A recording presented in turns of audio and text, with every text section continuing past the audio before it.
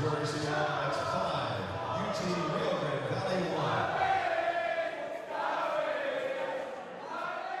The men's basketball team started the Sunday matinee with a 91-80 victory to improve their record to 12-15 overall and 7-7 in Southland Conference action. The Wildcat offense was fueled by freshman Jalen Franklin with 15 points and senior Austin Cook with 14. It's awesome. It's nice to know that now, especially after going through the past 2 years. It's nice to know we can get any wins, especially at home. Moody's great. I've seen the culture definitely change over the past 2 years, and a lot more support, and it's really exciting to play here, and will be exciting for things moving forward.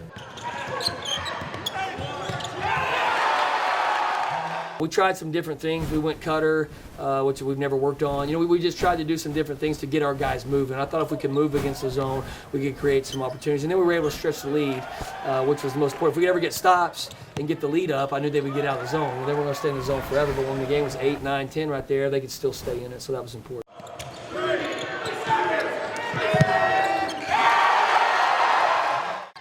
In the second portion of the doubleheader, the women's basketball team squeaked out a 72-70 win, despite shooting just 30.4% from the field. The nail-biting win was ignited by the double-double efforts from juniors Sydney Shellstead with 24 points and 10 rebounds, and Susie Dimba with 16 and 10.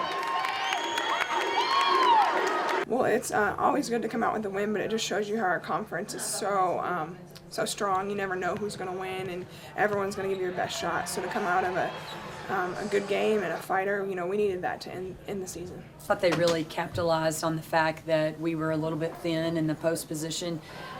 They ran in some really big post players, and they were able to keep their post fresh out on the court and really attacked us in that position. It hurt a lot not to have Lizzie. I thought, she's a tremendous rebounder for us, and they got way too many offensive rebounds. That was, in my mind, probably the biggest defensive deficiency, is we would have good defensive possessions but wouldn't finish with a block out. But this is probably a really good game for us to have to handle, being down at home at halftime, and that's a new landscape for us. And credit our kids for coming out, showing a lot of character, and just settling into our offense, started making the wide open shots that we had missed in the first half. Susie and Sydney did a tremendous job getting open down the block. I thought we did what we needed to do offensively, got to the free throw line, made threes and free throws. The biggest difference in the game was all the offensive rebounds we gave up.